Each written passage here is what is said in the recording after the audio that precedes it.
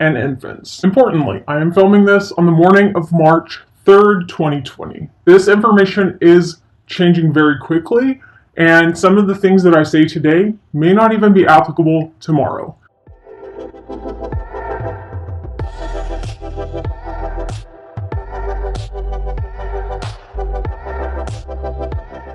As always, this is not specific medical advice for you. This is information to give you a starting point, to give you better understanding, and to give you something to talk with your doctor about. It's super important that we get our information from reliable, non-sensationalized sources. I've linked below all the sources that I use to talk about the information today. Alright, let's start here.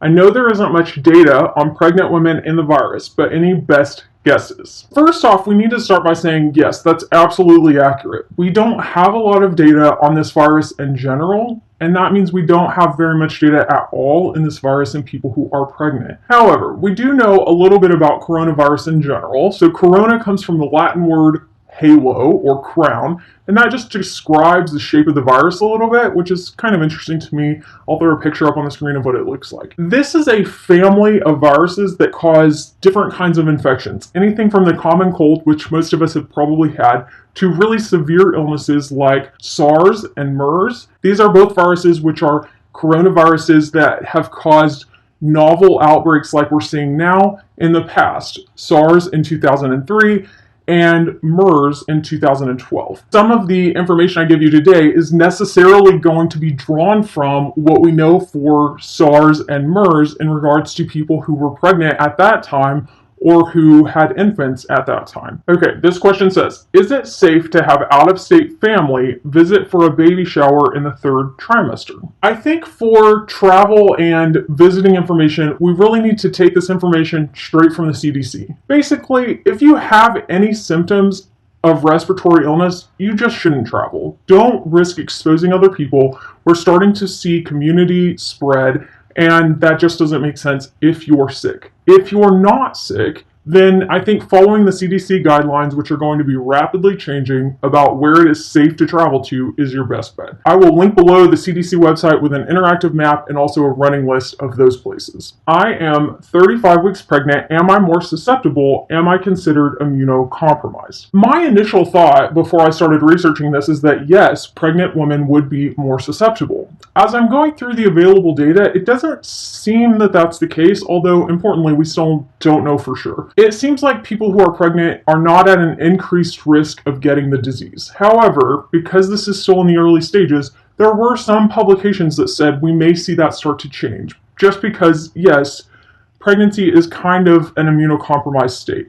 Importantly, that's not the same level of immunocompromise that you would see in someone who is undergoing chemotherapy for cancer treatment or who has a major immunocompromised disease like AIDS. Interestingly, similar to the MERS outbreak of 2012, we're really seeing more diagnoses in men. Is this because men are actually more susceptible, or is it because of reporting or exposure or something like that? It's hard to say. You're going to see a theme developing through this whole video of it's still the early stages, we don't know for sure. But right now, it doesn't seem that pregnant women are at a drastically increased risk of being diagnosed with COVID-19. My mother-in-law insists I need a mask in public because I am pregnant. Is this true? Masks protect people from getting sick because of you, not so much you getting sick because of other people. This is really important because I've seen that there is a shortage of masks for medical facilities. Part of that is presumed to be because people are buying them up. You should wear a mask if you have respiratory symptoms. If you are having symptoms, please wear a mask. If you're not having symptoms, please don't buy up these masks and hoard them. They're very important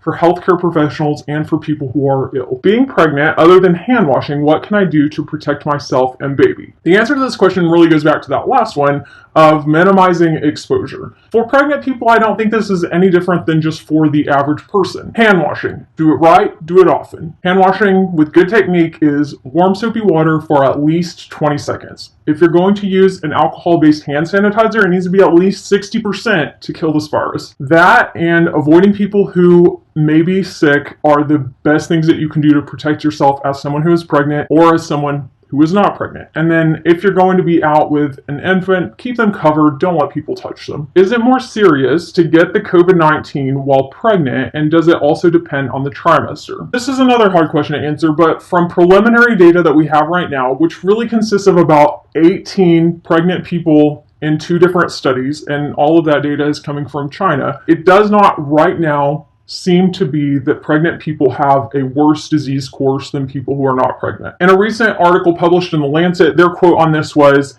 that the disease course for people who are pregnant is, quote, relatively optimistic clinical course and outcomes for COVID-19 infection compared to SARS-CoV-1 in pregnant people. Meaning, if you compare outcomes with this COVID-19 to the SARS coronavirus 1 that we saw in 2003, outcomes seem to be better now. So that's reassuring. And then the second part of that question was, is it dependent on trimester? We don't have much information on earlier trimester disease course for COVID-19. 18 people, 9 in each study, and they all were in the 3rd trimester at the time of presentation. So I think we have to wait to answer that question as far as what happens in different trimesters. If we look at data from SARS in 2003, there were some cases in early pregnancy that were associated with miscarriage. The study I was reading only had 7 people with early trimester SARS to give us information on. So obviously that's a very small sample size to look at and decide what is your actual risk. If you are pregnant and get the coronavirus, do you and baby have an increased chance of death? So again, we only have 18 cases that we can draw on right now, but out of those 18 cases of pregnant people with COVID-19, there were no maternal deaths. At a bare minimum, that should be very reassuring. The SARS virus in 2003 seemed to have about a 25% death rate in pregnant people, which was higher than the 10% that the virus was causing in people who weren't pregnant. The data for MERS was similar, a death rate for pregnant people of about 23%, which was significantly less than the 35% that you were seeing in people who weren't pregnant. I think part of this comes down to both of these viruses and the virus we're seeing now have a predilection for people who are older and who have more comorbid health conditions, and people who are pregnant have a tendency to fall into categories of being a little bit younger and a little bit healthier. Importantly, I think underlying health conditions in someone who is pregnant are still going to exacerbate the severity of the illness and potentially increase the risk of mortality. But as it is right now, we haven't seen any deaths in pregnant patients from COVID-19. Can it cause birth defects or pose threats to the baby? As I researched this, I didn't find any indication that any coronavirus have been associated with any type of fetal malformations.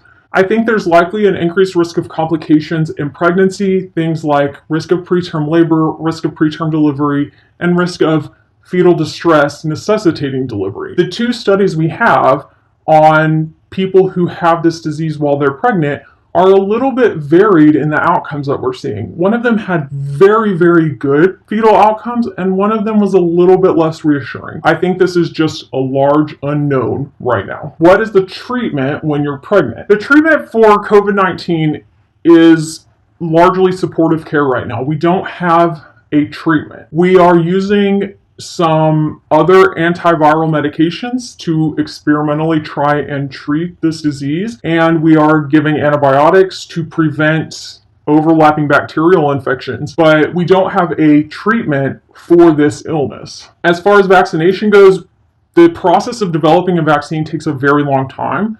There is a group out of Houston who is making great headway on this because they were able to use a SARS vaccine that never went into actual production because we didn't end up needing it, but they can draw on that to hopefully expedite the development of this vaccine. It is still 1 or 2 years away, I think, because there is lots of safety testing that goes into vaccines, and it won't be released until it's been adequately tested for FDA approval. So we won't have it during this outbreak, but we will potentially have it if there are future outbreaks of this same coronavirus. Safe medicine to take or homeopathic remedies. I've seen this all over Instagram and all over Facebook and all over Twitter, people saying elderberry and they're selling supplements and immune boosters and all these things.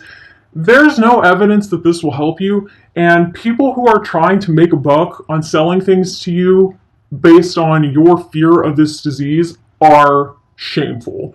They should be embarrassed, and that is disgusting. Should we be as concerned about corona as we were of Zika? Zika virus was more of a fetal risk. There were really severe fetal malformations related to Zika virus. We're not really seeing that with this novel coronavirus. I think that the concern about COVID-19 should be different than the concern about Zika virus. This disease is going to be the effects on the pregnant person and not the fetal effects. Should I cancel my flight to Florida with my less than 2-year-old in 2 weeks due to the virus? For travel guidance, we need to go to the CDC and local health authorities. Right now, the CDC has lots of good information about where you should travel, where you shouldn't, where you should be cautious, and I think following their guidelines is super important. I want to reiterate again, if you have any symptoms of any illness, please don't get on a plane. In the off chance that it ended up being this novel coronavirus, you have exposed a whole lot of people. The best thing we can do to prevent the spread of this virus is to stay home if we are sick. Can it infect the fetus through the placenta? So fetal transmission was not reported in SARS or MERS, and we don't seem to have seen it in the COVID-19 either. The two studies that I was talking about, one of them looked at amniotic fluid, cord blood, and then tested the neonate after delivery, and didn't seem to find any evidence of vertical transmission, which is from mom to baby through placenta. I think we're still not 100% sure on that, but preliminary data says probably not vertically transmitted. Another really good question was about breastfeeding, and the guidance right now on breastfeeding is that in a patient who has been diagnosed with COVID-19, they should probably be separated from the neonate while they are ill and while they are contagious. There hasn't been any evidence of breast milk transmission of the disease, but there is questionable evidence that the antibodies or protection against the disease is transmitted in breast milk. Until there's further information that says we shouldn't breastfeed,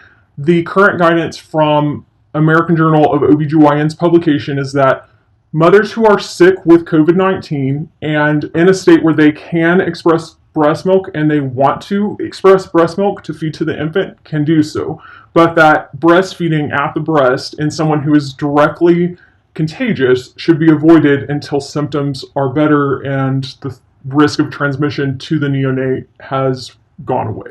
What symptoms should I be alert with infants? Are they the same as adults? So as of February 6th, when this data was published, they looked at 31,000 cases that they could review in China at that time. And out of those 31,000 cases, there were only 9 diagnoses in infants less than 1 year old. Out of those 9 infants, a couple of them were completely asymptomatic, and the others had really mild respiratory cold-like symptoms. They were all hospitalized, and they all fully recovered. That, I think, is really reassuring in regards to the risk to really young children. Is it safe to take my 2-week-old out, like to stores and stuff? Again, just drawing on that obviously very small sample size of the 9 infants that they had diagnosed, out of all of those who were diagnosed with the COVID-19, all of them had an immediate family member who also was diagnosed, except for one who had been potentially directly exposed to someone with the disease. Right now, the evidence looks like most of the cases that were transmitted to infants have been directly from a family member who was diagnosed with the illness. If you need to take your baby out, keep the baby covered, don't let people touch him or her, and just use normal precautions, like we were talking about earlier. Why does it seem to be infecting babies less than normal infections? With the data we have right now, it does seem that infants and young children, especially under the age of 9, are at much lower risk of both getting COVID-19 and having serious problems from COVID-19. Infants tend to be at a little bit higher risk of major disease from things like influenza, so why is this not as bad? I don't know that we know that for sure. There is some theory that the respiratory receptors that this virus binds to are not as mature in children, and so you just can't get the disease as easily.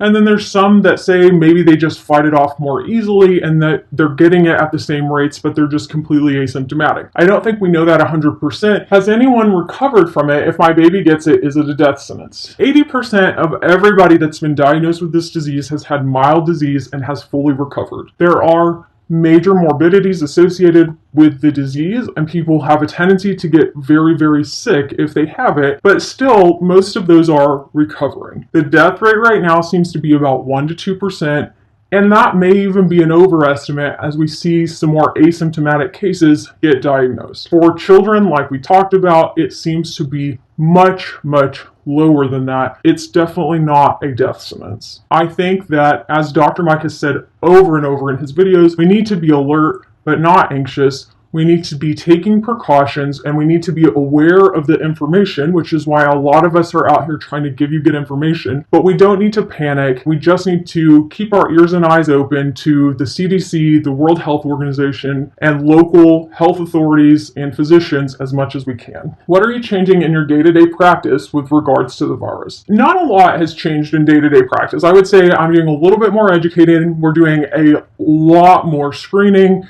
And I'm just talking to people about hand washing and just general illness prevention precautions a little bit more. Do you know if surviving this virus can cause infertility? I don't think we have any way of knowing that right now. We don't have any indication from previous illnesses that that should be a concern, but it's too early to answer questions like that, I think. I think the biggest take-home message is we need to be aware, but we don't need to panic. Try to live your daily life as normal as possible until we're told otherwise by local health authorities. If you like this video, give it a thumbs up. If it helped you out, I would really appreciate you sharing it on Twitter or Facebook or anywhere else that it could help someone who doesn't have this information. Check out Dr. Mike's videos. He's done an excellent job going through this, and he does such a good job of relaying this information in a way that is super informational and very reliable, but not sensationalized. If you're not subscribed, hit that subscribe button. I would love for you to stay.